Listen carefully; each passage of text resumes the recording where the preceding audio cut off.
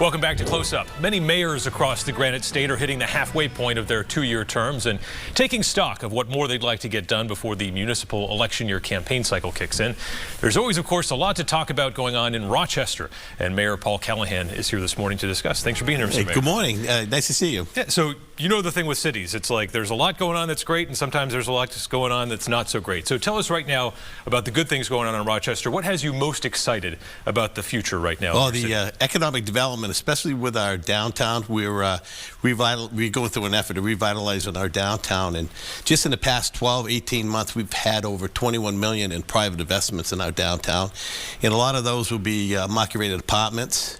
And as folks move into the area in our downtown, more businesses will improve and increase. Yeah, you've got a nice little downtown as it is right there, and the more people, essentially, the more business and all that. Right. Everybody likes it down. They take pride in their downtown, and it improves the quality of life because it offers a lot of different opportunities for the residents of Rochester. Right.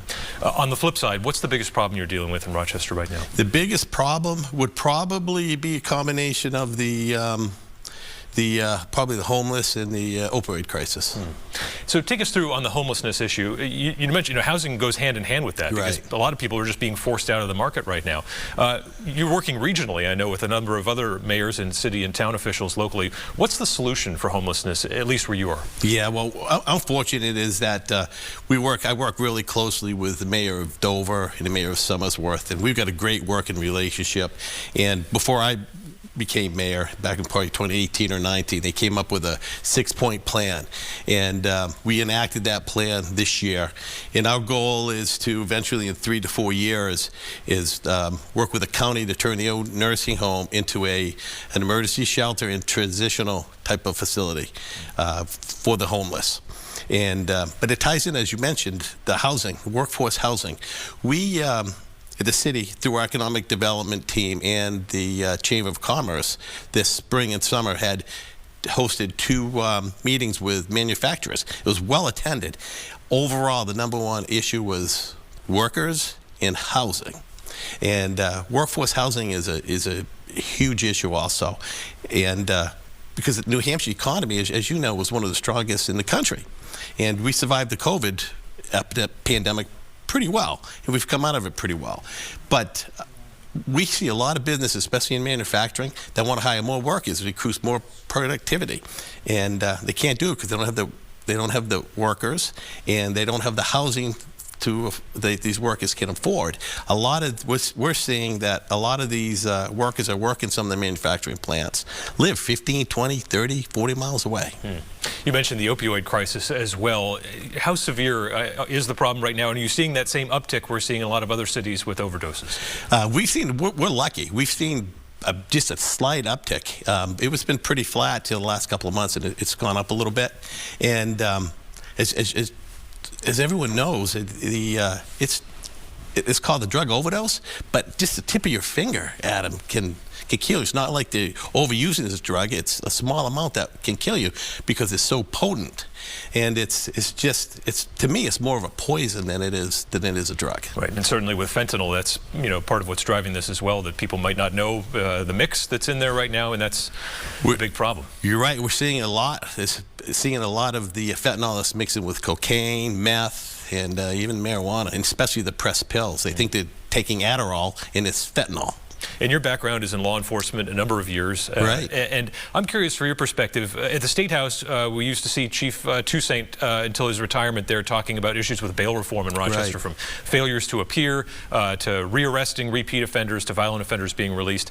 How does that play into some of the public safety issues that you're seeing there? Has that been resolved at all? It's the Senate passed, I believe the Senate passed the bill, and their focus is on to make sure violent criminals go in front of a judge, and that's true because we need to keep our community safe. The issue is like Chief Toussaint mentioned to you, is that the folks that were homeless or had substance abuse would get released on PR. They forget the court date and not show up. Then they get rearrested on something else, and it would go on and on, like 3 or 4 times. It was bogging down the court system.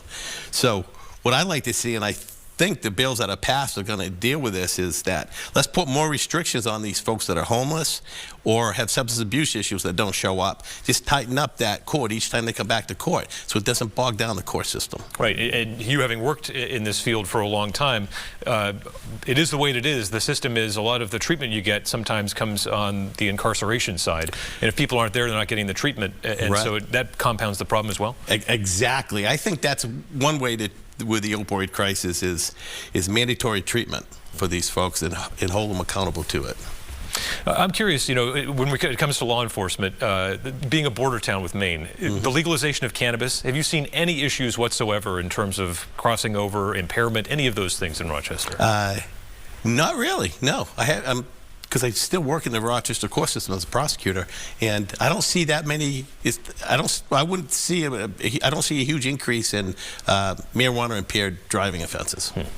Let's talk about municipal workforce. You know, this is an issue not just for you know, private business finding workers. How hard is it right now to get the people you need to make your city work? Right. Our police department is been down several officers, and they're going through a hiring process. Right now, I think they're down about 7. They have a few that's going to graduate from the academy, and hopefully by February, late winter, early spring, they'll be almost up to full force. Retaining workers is a big issue, and when we met with those manufacturers I mentioned a minute ago, I'd say the third issue was childcare. They were seeing folks, workers that wouldn't come back into the workforce because of childcare issues.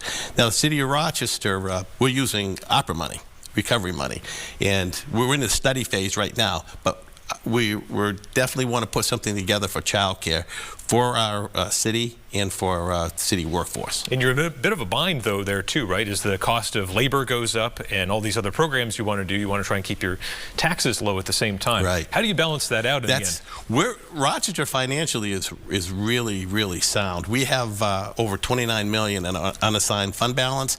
Now, at the state level, that would probably call the rainy day fund.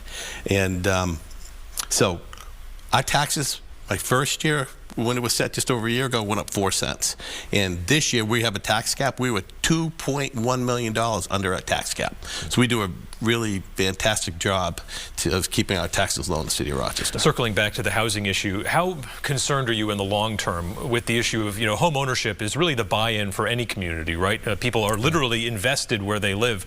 If it's so hard for young people to be able to access that, do you worry about the trajectory of cities like Rochester and across New Hampshire about what that looks like in 50 or 60 years if so few people can afford a home? I know. I think that's why you're seeing so much apartments being built in New Hampshire versus some of the areas out in the western and Midwest part of the country where it's declining. In New Hampshire, I think it's increasing because those folks under 29 can't afford a house. I just saw a study last week where I believe it's increased almost 42% of the income needed to buy a house for a married couple. It used to be around $78,000. Now it's over $110,000. So it is difficult. So I want to try to switch this to something positive. Is in Rochester, we have a Ridge development on Route 11. It's called the Ridge. It's a tax increment financing that's been extremely successful. And right now, it's the 3rd largest outdoor mall type of facility in the state. This last year, 5.2 million people foot traffic hit that. And we just passed some ordinances to include residential in phase 2. So it'll be 240 units, and it's going to attract folks that are in that 22 to 29 age that want to save up some money for houses. And it'll be, you know, stores, restaurants, tasting bars, sports facilities. So it's going to offer a lot to the residents of the city of Rochester. I'm real excited about that phase also. We're going to have to come and check it out. Definitely. Mayor Callahan, thanks so much for joining us on Close Up. Oh, you're welcome. Appreciate the time.